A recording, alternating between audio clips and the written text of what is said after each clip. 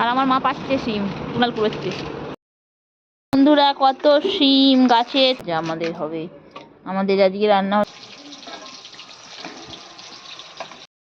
পরে তো।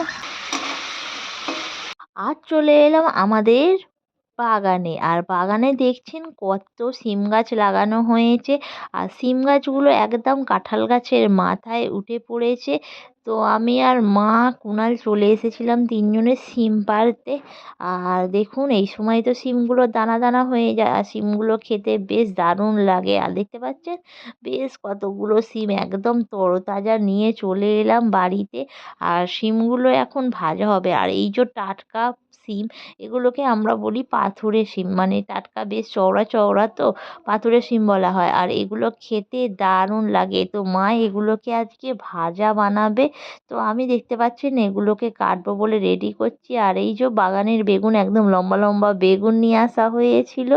তো ওগুলো মা দুদিন আগেই তুলেছিল। আর দেখো সিমটা এত টাটকা, কি বলবো, দেখে মনটা মানে পুরো ভরে যাচ্ছে। আর এই টাটকা সবজি খেতে জাস্ট দারুণ লাগে।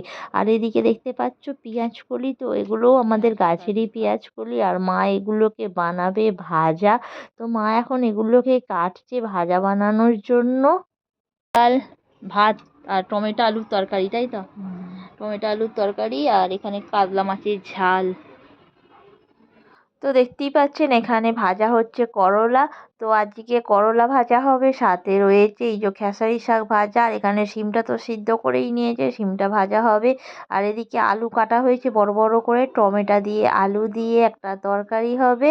আর ওদিকে পেঁয়াজ কালি ভাজা, বেগুন ভাজা। তো এই হলো আজকের সমস্ত রান্না বান্নার মেনু। তো এখন বেগুনটা ভাজা হচ্ছে। একটা আছে দুটো, বেগুন বেশি খায় না, এইগুলো তরকারি খাবার বেগুন, তো চিংড়ি ফিংড়ি দিয়ে তরকারি খাবার ভাজা।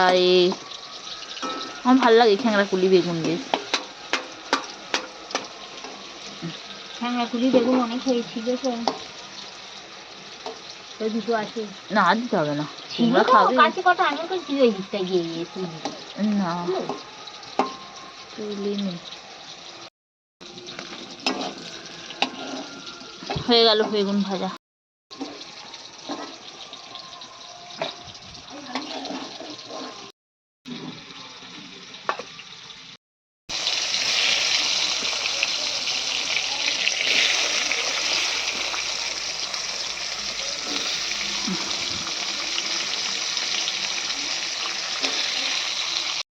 আরো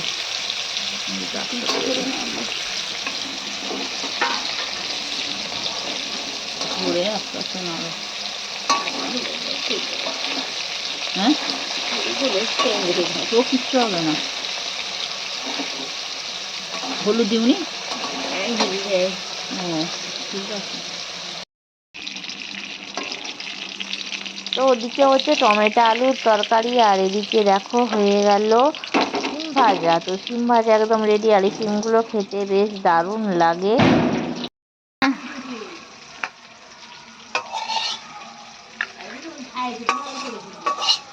হ্যাঁ খালি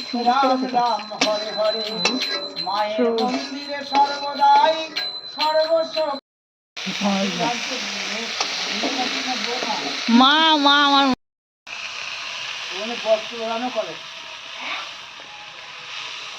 বস্ত্রদান করে বস্ত্র। তো এদিকে হচ্ছে তেলাপিয়া মাছের ঝাল, মাছের ঝাল।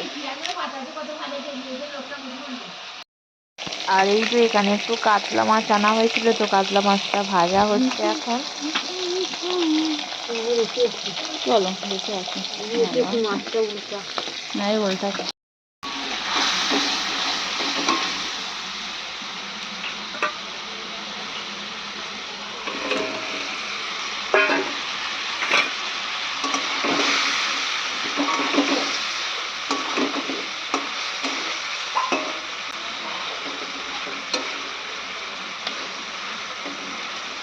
তো কাতলা মাছের ঝালটা বানানো হয়ে গেছে।